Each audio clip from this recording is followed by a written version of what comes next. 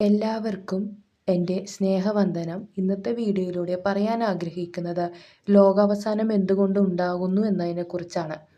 യെശയ്യാവ് 24:5 വായിക്കാം. ഭൂമിയിലെ ഉന്നതന്മാർ ക്ഷീണിച്ചു പോകുന്നു, ഭൂമി അതിലെ നിവാസികളാൽ മലിനമായിരിക്കുന്നു. അവർ പ്രമാണങ്ങളെ ലംഘിച്ചും ചട്ടത്തെ മറിച്ചും നിത്യനിയമത്തിന് ഭംഗം വരുത്തിയുമിരിക്കുന്നു. ഭൂമിയിലെ മനുഷ്യർ ദൈവം നൽകിയിരിക്കുന്ന കൽപ്പനകളെയും ചട്ടങ്ങളെയും ലംഘിച്ച് ജീവിക്കാൻ തുടങ്ങിയതുകൊണ്ടാണ് ഭൂമി മലിനമായത്. 6-ാം വാക്യം ഇങ്ങനെ പറയുന്നു: അതുകൊണ്ട് ഭൂമി ശാപഗ്രസ്തമായി, അതിൽ പാർക്കുന്നവർ ശിക്ഷ അനുഭവിക്കുന്നു. അതുകൊണ്ട് ഭൂവാസികൾ ദഹിച്ചുപോയി, ചുരുക്കം പേർ മാത്രം ശേഷിച്ചിരിക്കുന്നു. എന്തെല്ലാമാണ് മനുഷ്യർ അന്ത്യകാലത്ത് ചെയ്യുന്ന പാപങ്ങൾ എന്ന് നോക്കാം. അതിനായി 2 തിമോത്തി 3:1 മുതലുള്ള വാക്യങ്ങൾ വായിക്കാം. അന്ത്യകാലത്ത് ദുർഘട സമയങ്ങൾ വരും എന്നറിയുക. മനുഷ്യർ സ്വസ്നേഹികളും ദ്രവ്യാഗ്രഹികളും വമ്പു പറയുന്നവരും അഹങ്കാരികളും ദൂഷകന്മാരും അമ്മയപ്പന്മാരെ അനുസരിക്കാത്തവരും നന്ദികെട്ടവരും അശുദ്ധരും വാത്സല്യമില്ലാത്തവരും ഇണങ്ങാത്തവരും ഏഷണിക്കാരും അചീന്ദ്രിയന്മാരും ഉഗ്രന്മാരും ദോഷികളും ദ്രോഹികളും ധാർഷ്ട്യക്കാരും നിഗളികളുമായി ദൈവപ്രിയമില്ലാതെ ഭോഗപ്രിയരായി ഭക്തിയുടെ വേഷം ധരിച്ച് അതിൻ്റെ ശക്തി ത്യജിക്കുന്നവരുമായിരിക്കും. ഇങ്ങനെയുള്ളവരെ വിട്ടൊഴിയുക. ഈ വായിച്ച വചനത്തിലൂടെ നമ്മൾക്ക് എന്താണ് കാണാൻ സാധിക്കുന്നത്? മനുഷ്യർ സ്വസ്നേഹികളാകും എന്ന് പറഞ്ഞാൽ സ്വാർത്ഥരാകും, സ്വന്തം കാര്യം എന്നുള്ള സ്വയം സ്നേഹിക്കുന്നവരാകും. അമ്മയപ്പന്മാരാണെങ്കിൽ മക്കളോട് പണ്ടത്തെ പോലത്തെ പ്രീതിയോ സ്നേഹവും അല്ല, സ്വന്തം കാര്യം, മക്കളെക്കാൾ അധികമായി സ്വയം സ്നേഹിക്കും അവര്. ദ്രവ്യാഗ്രഹം, അതായത് സ്വത്തിനോടും സമ്പത്തിനോടുള്ള അധികമായ ആഗ്രഹം. വമ്പു പറയുക, അതായത് പൊങ്ങച്ചം പറയുക, അഹങ്കാരം. മറ്റുള്ളവരെ പറ്റി ദൂഷണം പറയുന്ന ദൂഷകന്മാരും അമ്മയപ്പന്മാരെ അനുസരിക്കാത്തവരും നന്ദിയില്ലാത്തവരും നന്ദി കെട്ടവരും ആയിരിക്കും. വാത്സല്യമില്ലാത്ത മാതാപിതാക്കന്മാരെയാണ് ഇന്ന് നമ്മൾക്ക് കാണാൻ സാധിക്കുന്നത്. ഒന്നിനോടും വാത്സല്യമില്ല, സ്നേഹമില്ല. അതിന് ഉദാഹരണമാണ് സമകാലികമായി നടക്കുന്ന ഇന്നത്തെ സംഭവങ്ങൾ. സ്വന്തം സ്നേഹം കൊണ്ട്, സ്വയസ്നേഹികളായതുകൊണ്ട് അവർക്ക് ശല്യമായി തോന്നുന്ന, ബാധ്യതയായി തോന്നുന്ന മക്കളെ കൊന്നുകളയുക, പിഞ്ചു കുഞ്ഞുങ്ങൾ വരെ കൊല്ലുന്ന സംഭവങ്ങൾ നിരന്തരമായി നമ്മൾ കേൾക്കുന്നുണ്ട്. ഇതെല്ലാം ഈ വാത്സല്യമില്ലാത്തതിൻ്റെയും ലക്ഷണമാണ്. ഏഷണി പറഞ്ഞു നടക്കുന്നവർ, സ്വയം ഇന്ദ്രിയങ്ങളെ ജയിക്കാൻ സാധിക്കാത്തവർ, ഉഗ്രന്മാരും ഇണങ്ങാത്തവരുമാവും. ഇത്രയും സ്വഭാവം കാണുമ്പോൾ തന്നെ ഇത് മനുഷ്യ സ്വഭാവമല്ല. മൃഗങ്ങളെപ്പോലും നമുക്ക് ഇണക്കി വളർത്താൻ സാധിക്കും. ഇണങ്ങാത്തതെല്ലാം വൈൽഡ് ആനിമൽസ് എന്നുള്ള കാറ്റഗറിയിലാണ് മനുഷ്യൻ പറയാറ്. ആ കാറ്റഗറിയിലേക്ക് മനുഷ്യൻ പോകും. ഇന്ന് സമൂഹത്തിൽ കാണുന്ന ട്രാൻസ്ജെൻഡേഴ്സ് വിഭാഗത്തിൽപ്പെട്ടവരുണ്ട്. സ്വന്തം മനസ്സിനെ നിയന്ത്രിച്ച് സ്ത്രീയായോ പുരുഷനായോ ശരീരത്തിന് അധീനമായി ജീവിക്കാൻ സാധിക്കാതെ വികാരങ്ങൾക്ക് അടിമപ്പെട്ട് ജീവിക്കുന്നവരാണവർ. ഇതെല്ലാം അന്ത്യകാല അടയാളങ്ങളാണ്. അതുപോലെ സൽഗുണം ഇല്ലാത്തവർ, സൽഗുണത്തെ വെറുക്കുന്ന മനുഷ്യർ, ദ്രോഹികൾ, ദ്രോഹം ചെയ്യുന്നവർ, ധാർഷ്ട്യക്കാർ, കർക്കശമായ ധാർഷ്ട്യത്തോടെ പെരുമാറുന്നവർ, നിഗളികൾ, ദൈവത്തിൽ സ്നേഹമോ പ്രിയമോ ഇല്ലാതെ ലൗകിക ജീവിതത്തിൽ സുഖഭോഗങ്ങളിൽ പ്രിയം വെച്ച് ജീവിക്കുന്നവരും ഭക്തിയുടെ വേഷം ധരിച്ച് സത്യത്തിൽ ഭക്തി അവർക്ക് ഇല്ലതാനും. ഇങ്ങനെയുള്ളവരെ വിട്ടൊഴിഞ്ഞ് മാറി നിൽക്കുക എന്നാണ് വചനം പറയുന്നത്. ഒരു കാരണവശാലും ഇങ്ങനെയുള്ളവരോട് നമ്മൾ കൂട്ടുകൂടരുത്. ഇങ്ങനെ മനുഷ്യന് ഇതിൽ നിന്നെല്ലാം ഒഴിഞ്ഞ് ഈ അന്ത്യകാലഘട്ടത്തിൽ വിശുദ്ധിയോടെ ജീവിക്കാം എന്ന് നമുക്ക് നോക്കാം. അതിനായി ഗലാത്യർ 5:16 ആത്മാവിനെ അനുസരിച്ചു നടപ്പിൻ, എന്നാൽ നിങ്ങൾ ജഡത്തിൻ്റെ മോഹം നിവർത്തിക്കുകയില്ല എന്നു ഞാൻ പറയുന്നു. പരിശുദ്ധാത്മാവാണ് ജ്ഞാനം, ജ്ഞാനത്താലാണ് ദൈവം സകലതും ഉളവാക്കിയതും. ഇതാണ് നമുക്ക് മനുഷ്യർക്ക് ദൈവം തന്നിരിക്കുന്ന ആത്മാവ്. എങ്ങനെ ആത്മാവിനെ അനുസരിച്ച് നമ്മൾക്ക് നടക്കാൻ സാധിക്കും എന്ന് നമ്മൾക്ക് നോക്കാം. ജഡാഭിലാഷം ആത്മാവിനും ആത്മാഭിലാഷം ജഡത്തിനു വിരോധമായിരിക്കുന്നു.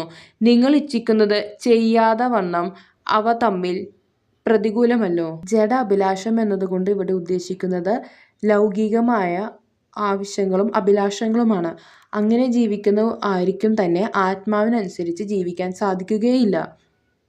ആത്മാവിനെ അനുസരിച്ച് നടക്കുന്നവർ ഒരിക്കലും തന്നെ ജഡാഭിലാഷത്തിനൊത്തവണ്ണം പാപം ചെയ്ത് ജീവിക്കുകയില്ല. അതേപോലെ പാപത്തിൽ അവർക്ക് നിൽക്കാനും സാധിക്കുകയില്ല. അവരത് വിട്ടൊഴിഞ്ഞു പോകും. ആത്മാവിനെ അനുസരിച്ച് നടക്കുന്നു എങ്കിൽ നിങ്ങൾ ന്യായപ്രമാണത്തിന് കീഴിലുള്ളവരല്ല. ആത്മാവിൽ നടക്കുന്നവർക്ക് ഒരിക്കലും പാപം ചെയ്യാൻ സാധിക്കുകയില്ല, അതേപോലെ നിൽക്കാൻ സാധിക്കുകയില്ല എന്ന് നമ്മൾ ഓൾറെഡി പറഞ്ഞു. അതായത് അവരുടെ ഉള്ളിലുള്ളത് പരിശുദ്ധാത്മാവാണ്. നമ്മൾ ഏത് ആത്മാവാണോ ഭരിക്കുന്നത് അതനുസരിച്ചായിരിക്കും നമ്മുടെ സ്വഭാവവും. അങ്ങനെയുള്ളവർക്ക് ന്യായപ്രമാണം നോക്കേണ്ടതോ അത്രയും കർക്കശമായി ജീവിക്കേണ്ടതോ ആയ കാര്യമില്ല. കാര്യം അവർ സ്വാഭാവികമായും നന്മയുടെ പാതയിലൂടെ ആയിരിക്കും സഞ്ചരിക്കുക. അങ്ങനെയെങ്കിൽ ജഡത്തിൻ്റെ പ്രവൃത്തികൾ എന്തെല്ലാമെന്ന് നോക്കാം. അതിനായി ഗലാത്യർ 5:19 ജഡത്തിൻ്റെ പ്രവൃത്തികളോ ദുർനടപ്പ്, അശുദ്ധി, ദുഷ്കാമം, വിഗ്രഹാരാധന, ആഭിചാരം, പക, പിണക്കം, ജാരശങ്ക, ക്രോധം, ശാഠ്യം. കാലഘട്ടത്തിലും വ്യാപകമായി ആഭിചാര ക്രിയകൾ ചെയ്യുന്നവരും എല്ലാം കാണാൻ നമുക്കിന്ന് സാധിക്കുന്നുണ്ട്. അതേപോലെ തന്നെ പക വെച്ച് പെരുമാറുന്നവർ, പിണക്കമുള്ളവർ, ജാരശങ്കയുടെ പേരിൽ ഇന്ന് കുഞ്ഞുങ്ങളെ കൊല്ലുന്നത് വരെ നമുക്ക് കാണാൻ സാധിക്കുന്നു. ക്രോധം, ശാഠ്യം, ഇതെല്ലാം ഈ കാലഘട്ടത്തിലും ഉണ്ട് എന്ന് പറയുന്നത് വളരെ ആശ്ചര്യകരമാണ്. ദ്വന്ദ്വപക്ഷം, ഭിന്നത, അസൂയ, മദ്യപാനം, വെറിക്കൂത്ത് മുതലായവ എന്നും വെളിവാകുന്നു. അതായത് എതിർത്ത് നിൽക്കുക, ഭിന്നത കാണിക്കുക, അസൂയ, മദ്യപാനം, വെറിക്കൂത്ത് എന്ന് പറഞ്ഞാൽ നമ്മൾക്കറിയാവുന്നത് പോലെ അനാവശ്യമായ കുറേ കൂത്തുകൾ. ഇങ്ങനെ ചെയ്യുന്നവരെ പറ്റി വചനത്തിൽ പറയുന്നു, ഈ വക പ്രവർത്തിക്കുന്നവർ ദൈവരാജ്യം അവകാശമാക്കുകയില്ല എന്ന് ഞാൻ മുമ്പേ പറഞ്ഞതുപോലെ ഇപ്പോഴും നിങ്ങളോട് മുൻകൂട്ടി പറയുന്നു. ഈ വകയെല്ലാം നമ്മുടെ ജീവിതത്തിൽ നിന്ന് ഒഴിവാക്കുക. അല്ലാഞ്ഞാൽ നമ്മൾ ദൈവരാജ്യം അവകാശമാക്കുകയില്ല എന്നാണ് വചനം പറയുന്നത്. 21 അധ്യായം 34 വാക്യം നോക്കാം. നിങ്ങളുടെ ഹൃദയം അതിഭക്ഷണത്താലും മദ്യപാനത്താലും ഉപജീവന ചിന്തകളാലും ഭാരപ്പെട്ടിട്ട് ആ ദിവസം നിങ്ങൾക്ക് പെട്ടെന്ന് കെണി പോലെ വരാതിരിപ്പാൻ സൂക്ഷിച്ചുകൊള്ളുവിൻ. പ്രിയപ്പെട്ടവരെ, കൊറോണ വന്നപ്പോൾ എല്ലാവരും വാക്സിൻ എടുക്കാൻ മുന്നിട്ടിറങ്ങാനുള്ള കാരണം തന്നെ ഈ വചനത്തിൽ പറഞ്ഞ വാക്യങ്ങളാണ്. അതായത് അതിഭക്ഷണത്താൽ ഹോട്ടലുകളിൽ പോയി ഭക്ഷണം കഴിക്കണം എന്നുള്ളത് കൊണ്ട്, മദ്യപാനത്താൽ മദ്യം കിട്ടണമെങ്കിൽ വാക്സിൻ എടുത്ത സർട്ടിഫിക്കറ്റ് വേണം, ഉപജീവന ചിന്തകളാൽ ജോലി, വിദ്യാഭ്യാസം ഇവയ്ക്കെല്ലാം വാക്സിൻ വേണം എന്ന് പറഞ്ഞപ്പോൾ അതിനുവേണ്ടിയും എടുത്തവരാണ്. ഈ വചനം പൂർണ്ണമായും അതിനോട് യോജിക്കുന്ന വചനമാണ്. വചനത്തിൽ ദൈവം അറിയിച്ചതുപോലെ കെണി പോലെ തന്നെ ആ ദിവസം എല്ലാവർക്കും ഭവിക്കുക തന്നെ ചെയ്തു. ഭൂവാസികളെയും ബാധിച്ചതായ ഒരു വിഷയമായിരുന്നു ഇത്. വചനം ഇങ്ങനെ പറയുന്നു, അത് സർവ്വഭൂതലത്തിലും വസിക്കുന്ന ഏവർക്കും വരും. വാക്സിനും പലരും എടുത്തിട്ടുണ്ടെങ്കിലും കൊറോണ വാക്സിൻ മാത്രം ഇത്ര ഭീകരമായി ഇത് ലോകാവസാനത്തിൻ്റെ അടയാളമാണ് എന്ന് പറയുന്നു എന്നുള്ളതിൻ്റെ ഉത്തരം ഇലുമിനാറ്റി ഗെയിം കാർഡ് എന്ന് നിങ്ങൾ ഗൂഗിളിൽ സെർച്ച് ചെയ്താൽ നിങ്ങൾക്ക് കുറച്ച് കാർഡ്സിൻ്റെ പിക്ചേഴ്സ് കിട്ടും. അതിലൊന്ന് കൊറോണ വാക്സിൻ അവരുടെ അജണ്ട ആയിരുന്നു എന്നുള്ളതാണ്. ഇത് വചനത്തിനനുസരിച്ച് ദൈവത്തിനോട് പ്രാർത്ഥിച്ചിരുന്നവർ എടുക്കാതിരിക്കുകയും രക്ഷപ്പെടുകയും ചെയ്തു. അല്ലാത്തവർ വചനം പറഞ്ഞതുപോലെ പെട്ടെന്ന് കെണി പോലെ അത് പിടിക്കപ്പെട്ടു. ഈ സംഭവിപ്പാനുള്ള എല്ലാറ്റിനും ഒഴിഞ്ഞു പോകുവാനും മനുഷ്യപുത്രൻ്റെ മുൻപിൽ നിൽപ്പാനും നിങ്ങൾ പ്രാപ്തരാകേണ്ടതിന് സദാകാലവും ഉണർന്ന് പ്രാർത്ഥിച്ചുകൊണ്ടിരിപ്പിൻ. തുടർന്ന് അവസാന നാളിലെ ചില ലക്ഷണങ്ങളെ നോക്കാം. അതിനായി മത്തായി എഴുതിയ സുവിശേഷം 24 അധ്യായം 6 വാക്യം. നിങ്ങൾ യുദ്ധങ്ങളെയും യുദ്ധശ്രുതികളെയും കുറിച്ച് കേൾക്കും. ചഞ്ചലപ്പെടാതിരിപ്പാൻ സൂക്ഷിച്ചുകൊള്ളുവിൻ, അത് സംഭവിക്കേണ്ടത് തന്നെ. പ്രിയപ്പെട്ടവരെ, ഈ നാളുകളിലായി തുടങ്ങിയ ഒരു യുദ്ധവും അവസാനിക്കുന്നില്ല. പുതിയ പുതിയ സ്ഥലങ്ങളും തമ്മിലുള്ള യുദ്ധങ്ങൾ തുടങ്ങുകയും അത് പുരോഗമിക്കുകയും ചെയ്യുന്ന കാലഘട്ടത്തിലാണ് നാം ഇപ്പോൾ നിൽക്കുന്നത്. അത് അവസാനമല്ല. ജാതി ജാതിയോടും രാജ്യം രാജ്യത്തോടും എതിർക്കും.